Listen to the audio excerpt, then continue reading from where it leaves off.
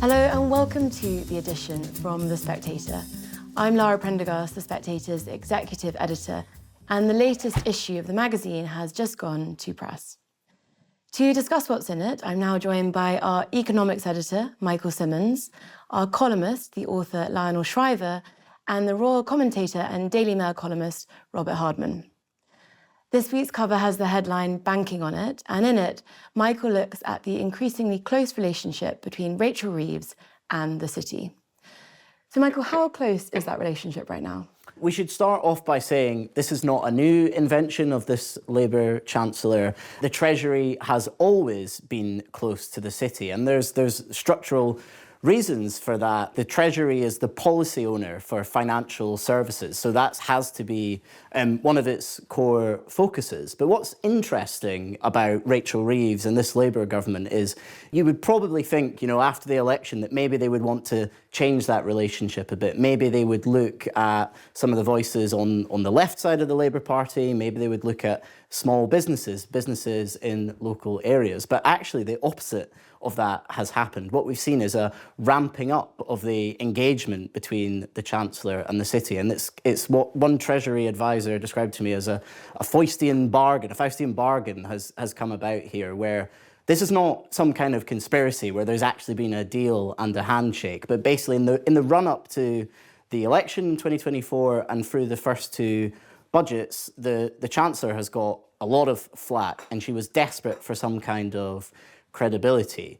And she quickly worked out that if she essentially did nothing to the banks, so not imposing things like the surcharge on banks' profits, not going too far on something called carried interest, then the banks would repay her by saying nice things about her to give her this credibility.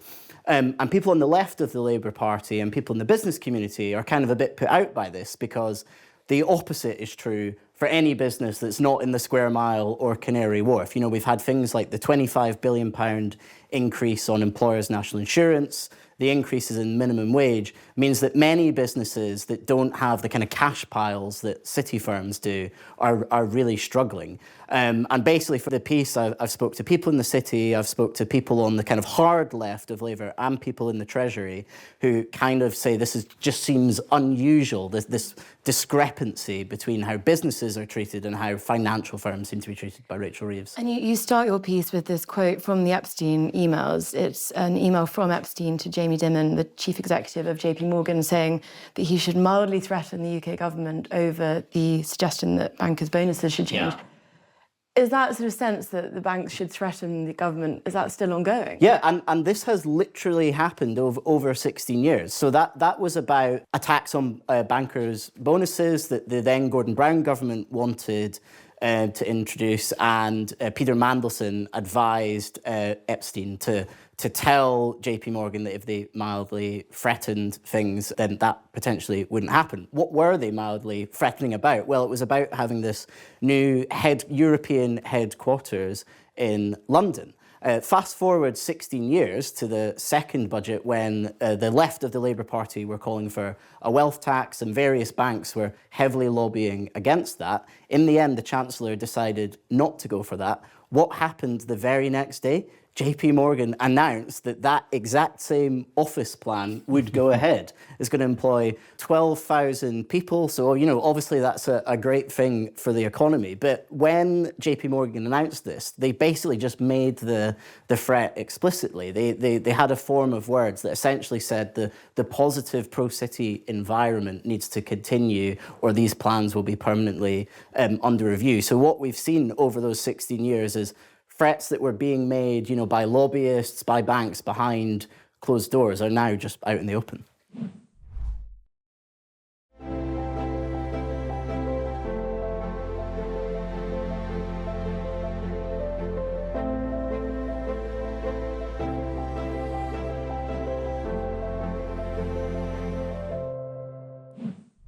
Lionel, what do you make of this close relationship between the Labour government and central banks?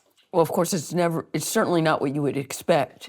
You expect a wealth tax, right?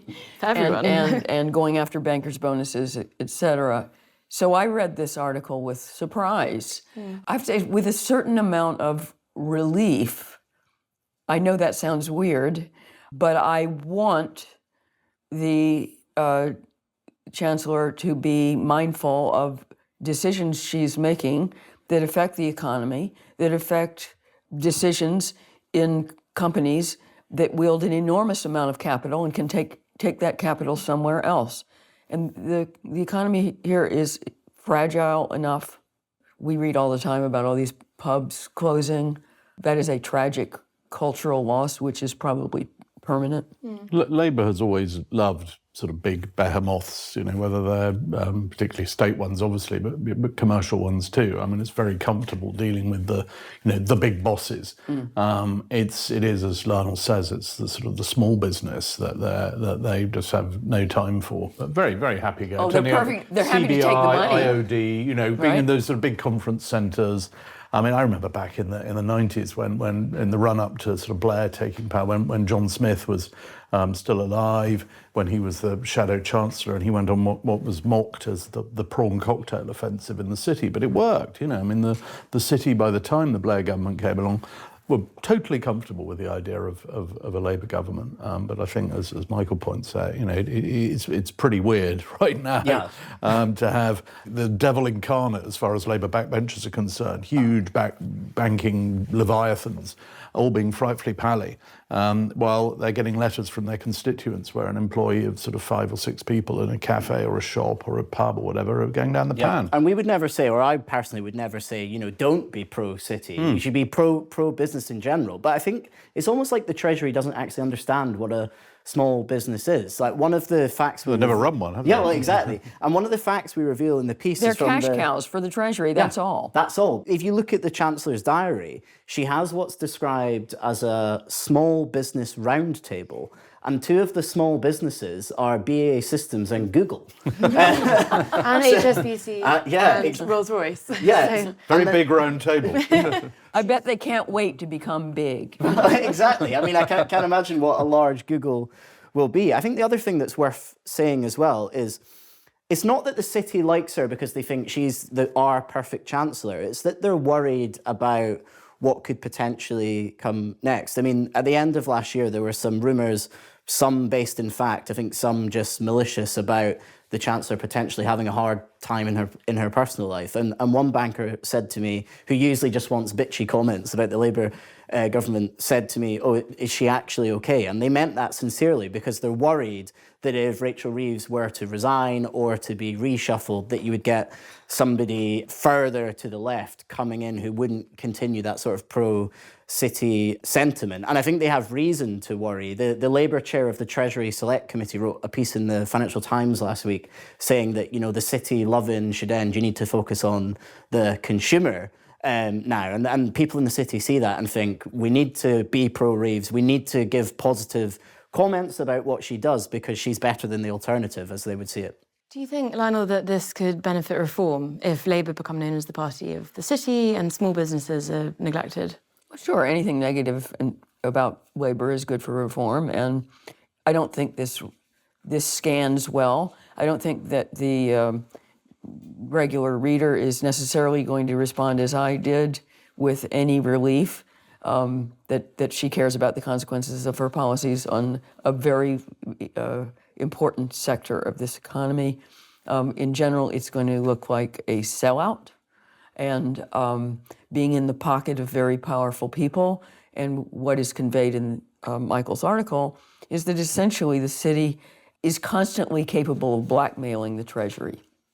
And that's the way it reads. Moving on, we are going to talk about the new HBO show, Industry. It's in its 4th season. We have an interview this week with the 2 co-writers. It obviously fictionalises that close relationship between politics and the city. Michael, have you been watching it? Yeah, I must say I am an absolute Industry diehard. It's been my favourite show on television for the last few years. And I guess without giving too many spoilers, this season of it really goes into that relationship. There's there's 2 Labour ministers who are kind of presented in it who, at the kind of start of the series, are sort of anti the city, and they have, I guess, a more classic Labour soft left position. And then as it goes on, they get more and in bed with this fintech company that's kind of the star of the current series called Tender, and that backfires on them in particularly spectacular ways. So the show is in many ways sensational with all the drugs, sex and violence that's in it, but I think it really does capture that relationship between the government and Labour and the city quite well. Access changes people's lives. I'm building a financial institution, and I need a partner. See what happens when you listen to me? Who did I marry? Can I ask you, Lana, about writing about finance in fiction? Because I know your book, The Mandibles, did that. How do you go about creating a sort of plausible world? Well, The Mandibles, which came out in 2016 and takes place, it starts in 2029. It's not very far away. And it is about the collapse of the dollar in the United States. And it does have a lot of economics in it. So I was pushing my luck a bit with the reader. But I think economics is fascinating. I didn't realize that before I started researching this book, especially post-2008. It's dystopic, right? It's about catastrophe or pending thereof, right? And therefore, it has fictional qualities. It is narrative. And it is a big part of our lives. It underpins our lives. It has to do with the assumptions we make about reality, about our day-to-day interchanges. And those assumptions, when you're dealing with real economic collapse, just go out the window. You don't know how to buy a loaf of bread. It's that primitive. And the way that to dramatize that is to go on ground level. What's it like for a family? And I chose to describe a family with a patriarch at the top who's in his late 90s, refuses to die, and has a lot of money. So they're all expecting eventually, drumming their fingers, in fact, waiting for the fortune to come down. And then after the economic apocalypse, that money is completely destroyed. There is nothing to wait for. And the family descends into a state of increasing desperation, as does the rest of the country. So, I mean, I didn't find that hard to illustrate at all. It's naturally dramatic. It's a circumstance we can all imagine for ourselves, even if we don't want to. And it's definitely a book that once you finish it, you're glad it's fiction. It's also something that is just right round the corner if we don't get a hold of our national debts. Bringing us back into reality, albeit some rather extraordinary scenes. We obviously last week saw the arrest of Andrew Mountbatten-Windsor, and then this week brought the arrest of Peter Mandelson. Robert, you've written a diary and you have looked specifically at how Parliament is responding to the ongoing drama. Could you talk about how it is exactly responding to it? Well, I think Parliament's sort of desperate to sort of get in on the act, but can't quite work out how, because it's conscious of the fact that if it goes in too hard or does anything too stupid, it could jeopardise the court action, or any potential court action against both ex-Prince Andrew and ex-Lord Mandelson. So they've got to sort of tiptoe around, but I was interested and rather amused, actually, by yesterday's exchange. That's Tuesday's exchanges on the floor of the House. Lots of MPs all wanting to sort of queuing up to say how appalling Prince Andrew was. We have to remember that in all this, although I think particularly on the Labour backbenchers, there's a sort of sense that the monarchy has all these questions to answer. Monarchy definitely has questions to answer, but so too do successive governments, because Prince Andrew was appointed as a trade envoy by Tony Blair. And during his time as a trade envoy, which is what all this basically boils down to, all the hanging around with Epstein, all the forwarding all these documents, whether they're... I don't want to prejudice any court action, but we do know from the emails he's forwarding stuff onto Epstein, which is sourced from the government. But all this is going on while he's on these missions at the behest of the Department of Trade and Industry. They've got questions to answer. All these trips are being organised by the Foreign Office. They've got questions to answer. He's being looked after on all these trips by his Metropolitan Police Protection officers, who have a lovely time. I mean, I remember once going on a royal trip and seeing these three characters at the back of club class knocking back the champagne. And as soon as we got to where we were going, they were ushered off at the front, and I later bumped into them. They were looking after Prince Andrew, so it was quite a good gig. Just the kind of security detail that I would want. Yeah, I'm sure they'll have a lovely time. But you know, so the Home Office have questions to answer here. I think, you know, Parliament is very keen to act, and I think that because Andrew has had everything taken away from him, the one thing they can try and do is remove him from the line of succession. I mean, it's performative, of course it is. I mean, there's no way even if a meteorite landed, even if bird flu took out all the Waleses, all the Sussexes, and we did end up with Andrew inheriting the throne. Yeah, it would take a hell of an airport novel to arrange. It would need several episodes of several dystopian whatevers to get there. I'm sure you could arrange it, Lionel. I mean, I'm thinking of... I'm not that creative. Well, you know, one thinks of Kind Hearts and Coronets, that wonderful old Ealing comedy. I mean, but even if we got there, then we'd be back to 1936, where the government of the day would effectively ensure that he abdicated. So it's not going to happen. Andrew is never, ever, ever going to be king, or near to be king. But nonetheless, MPs want to take away that possibility, and to do that requires pretty complicated. I mean, it's perfectly doable, changing the laws of succession, but you do have to get all 15 realms, because the king is king of 14 countries apart from this one. So 15 governments have to approve this. And I'm quite sure they all would, but they've all got other things going on. And there is the danger that in some of those countries, they're pretty close to having a fairly fully fledged debate on kicking out the monarchy anyway, particularly in the Caribbean. This could be the straw that broke the camel's back. If you suddenly said to the Prime Minister of Jamaica, who's already made it very clear he's a Republican, look, would you mind passing legislation to kick Andrew out? He might just turn around and go, well, I think this is the moment we've been waiting for. So you've got to sort of be careful what you wish for. And do you think that the royal family can move on from the Epstein scandal? And what does it look like them moving on? Yeah, of course. I mean, it's an institution that's, you know, it's been through worse. I'm not being complacent about this. This is one of the top 5 crises probably of the last, 100 years. But I mean, they get through it. They move on. This involves a fringe character who everyone thinks is an absolute 24-carat nightmare. He will be ostracised. There's no sense of the institution rallying behind him, or of some sort of furtive deals being done to give Andrew an easy ride. I think everyone accepts Andrew is out on his own. So whatever happens to him, even if he... Is there any popular response? Because, you know, maybe he hasn't been a sterling character, but he hasn't been convicted of a crime. No. Is anybody a little sorry for him?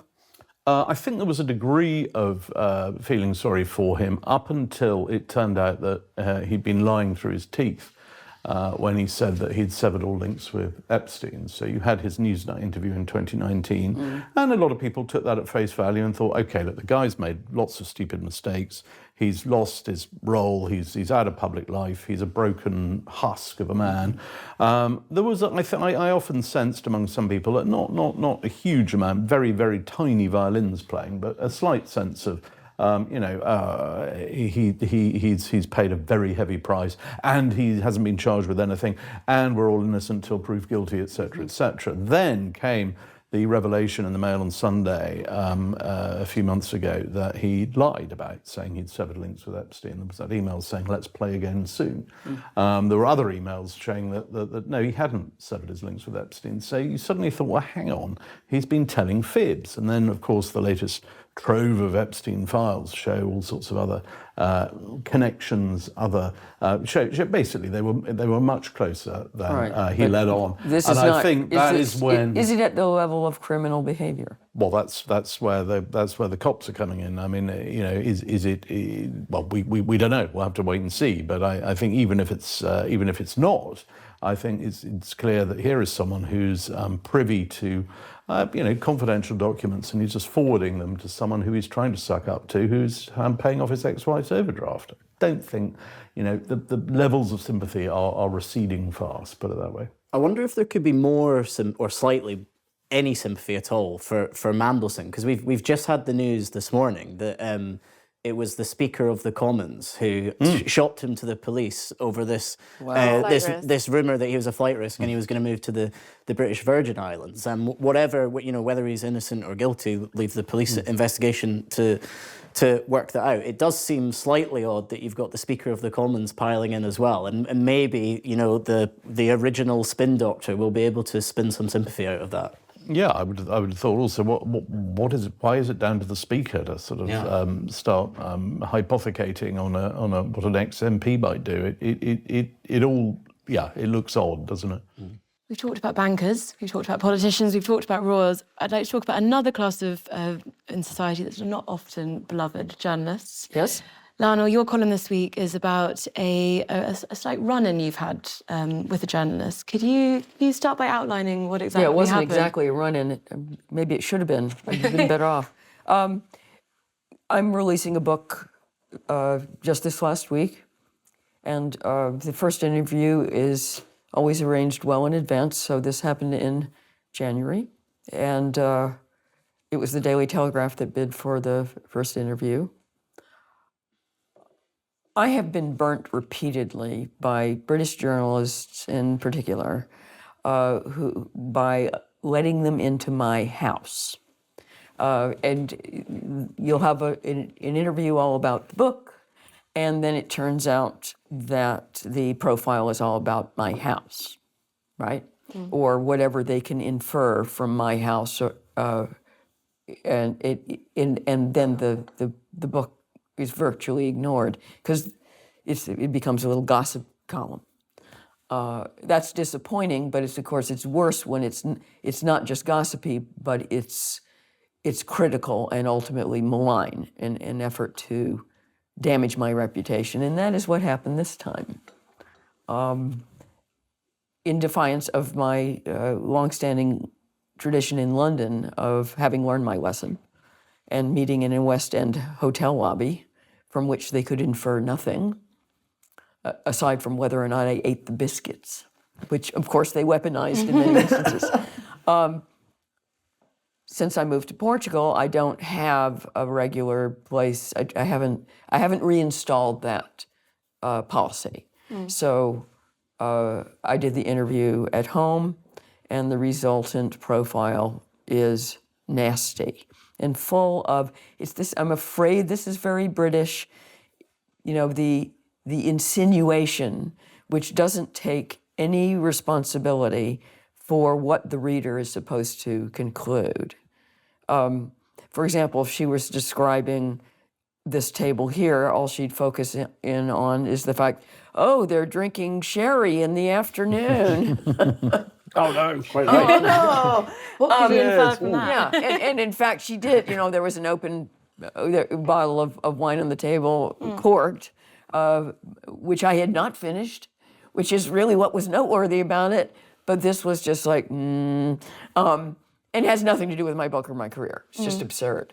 So the one thing that she said that I took a special exception to was that the only reason that I left the UK 2.5 years ago was to get away from British immigrants, one of whom I was, so that was a little weird. Well, I did not say that. I mean, why would I? That would have been incredibly self-destructive, even if it were true, or maybe especially if it were true. So the inference, of course, is that I'm a terrible bigot and actually a nut, because that would be such a ludicrous reason to leave the UK. But I told my readers in my column that this was a two-parter because I segued to one of the genuine reasons that I left the UK, and that has to do with the HMRC tax policy coming into force this April, which requires the self-employed, including freelancers like me, to file tax returns 5 times a year. And I read about that some years ago, and I was just horrified. And it's one thing to give the tax authorities your money. That's hard enough, but they can't have my time. 5 times a year, as soon as I read that, it's like, if you're serious, I'm leaving. And I did. And that was determinative. You know, there were many other reasons to stay, go, so it was a complicated decision, but for me, I simply wasn't going to sit still. And I found that prospect humiliating. Just, how dare you? And it only applied to the self-employed, which made me wonder whether HMRC doesn't like having people self-employed. After all, they don't have immediate access to your money. They can't get at it before you receive it in the same way that they can when you're a wage earner. So maybe they intend to discourage it.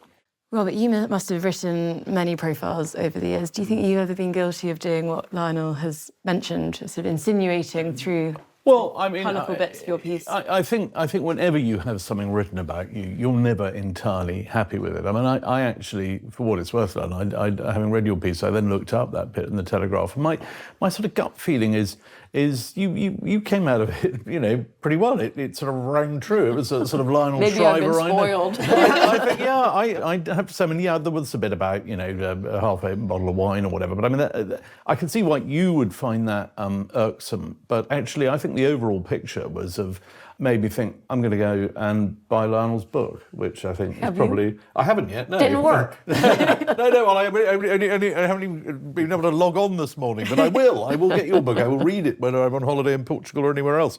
You think I'm being too sensitive? No, well, no, I don't. I would never sort of say someone's being too... because I don't know what makes other people tick. I mean, I myself have been, as well as interviewing as a journalist, I have been interviewed when I produce books and documentaries and things, and yeah, sometimes, I get a bit cross about it, but most of the time I think, we live by the pen. I wouldn't have worried about it that much, aside from that particular inaccuracy about why I left. And I never said any such thing, so it is a lie. And it is a lie that I don't want on the public record, and it's one reason I wrote this column. Well, your book is obviously about immigration, which is obviously a heated It's topic. a touchy subject already.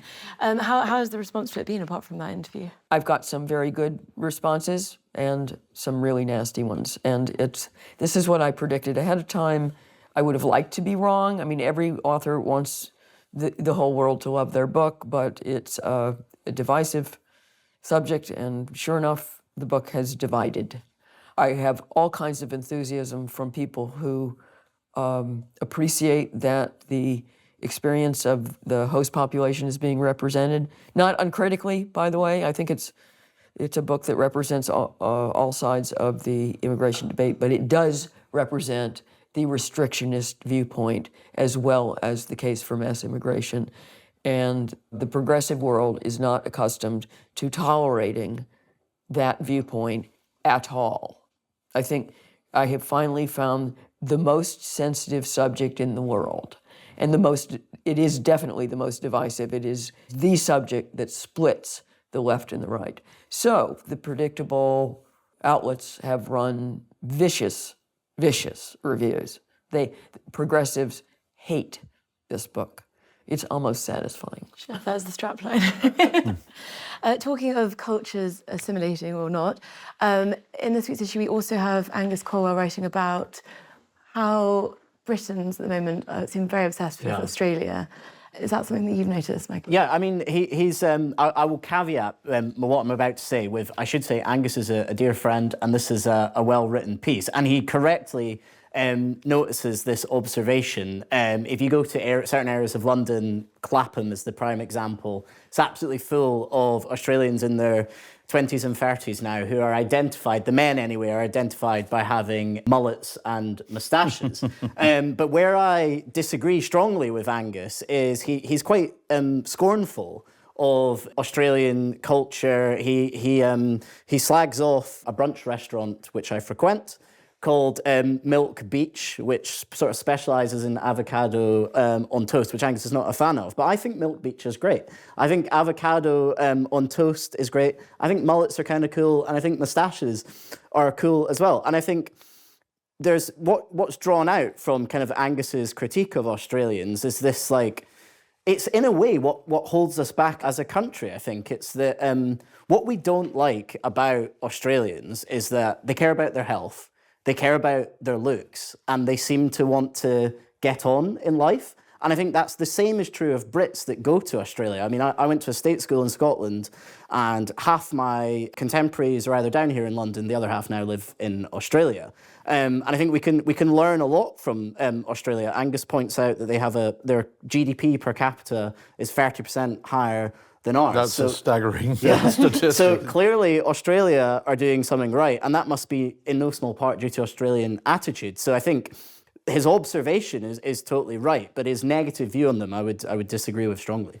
Well, I got from that piece that he has picked up the work hard, play hard aspect of Australian culture, and there was a little resentment in there. It's like, they drink all this beer and then they still look great. Yeah, if only. Can I ask, how old is Angus? Because mid-20s, yeah. Because, I mean, I read it and I thought it was a great piece, but again, being sound like a sort of old bore, but I mean, it sort of 'twas ever thus. I mean, when I was young, when I was sort of that age, everyone was watching that soap opera Neighbours. I mean, Australia has always had this sort of grass is greener vibe, I think. People have always loved the idea of going to Australia. When I was younger, there was a sort of, there was a worry that lots of newly qualified doctors wanted to go to Australia. Whenever the Tories were trying to push a new health policy, they'd always talk about an Australian-style health service, or an Australian point system for immigration. Australia is a sort of badge of, it's okay, folks, it's nice, it's great. I mean, there's even a product my children use called Aussie shampoo. I mean, there's the only bad things they have in Australia are lots of wildlife that want to kill you, and spiders, sharks, and snakes. But as long as you dodge them, it's great. And the other thing about it is it's a country where everyone wants to be outdoors all the time, and we're all indoors. So I totally get that article. I think it's a great piece, but I'd just say it's not the first generation who wanted to go to the other side of the world. I think the real key, and sorry, I'm just becoming totally pro-Australian, is I think the thing Australians seem to get right is they don't worry. They don't seem to be stressed. And like, sure, if you're living in a sunny country where you only work 6-hour shifts and then you're on the beach for the rest of the day, you wouldn't be worried. But they seem to have this attitude to life that it will all be all right. They did invent the phrase, no worries. Yeah, exactly. And I think maybe we could all be a bit less neurotic. You mentioned that he mentions in the piece the moustaches. And we also have the notes on this week is William Atkinson writing about moustaches. He says that he's had to get rid of his moustache because it was making him think like a Latin American dictator. Lionel, do you have strong views on moustaches? I do on my husband. For or against? Against. I'm anti-facial hair. I don't care about everyone else. So it's not prescriptive except in relation to my husband.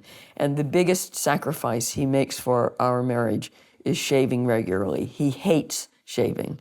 He has a very heavy beard. So even if he skips a day, it tears up his face. He only does it for me. And that's how I know he loves me. So I'm not big on mustaches. I've never liked kissing someone with a mustache. But otherwise, to each his own. Robert? Well, I'm the sort of person who couldn't really grow a moustache. I think you have to have the right sort of, whatever it is, trichological build. I once counted the number of hairs on my chest and didn't even reach 10. I think if I did try and grow a moustache, it would look weedy and pathetic. So I always like the late Albanian dictator Enver Hoxha, who introduced the word pogonophobia.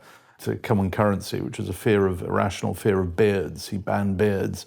Maggie Thatcher was a very great one for having a clean-shaven government. So I'm with Lionel. It does seem to be the case in office that some of the younger men are adopting a moustache. What should we make of that? Yeah, well, I mean, like William, until the end of last year, I also had a moustache and I enjoyed having a moustache. And I'm ashamed to say it was purely for the economics of dating. Because I picked up about 18 months ago, if you are unfortunate enough to have to go on the Hinge dating app, there was an increasing amount of women who in their profiles expressed like an interest in men with moustaches, which I think has played no small part in this. And I asked one of my female friends, what is actually about the moustache? And they said, it's nothing to do with like physical attractiveness, because I think they do, in most cases, I think look ridiculous. But that's the point, that it gives across this message of confidence that you don't care that you have this ridiculous thing on your lip. So I fell into that trap for 18 months, but I've got rid of it. Well, Michael, Robert, Lionel, thank you very much for joining on The Edition today.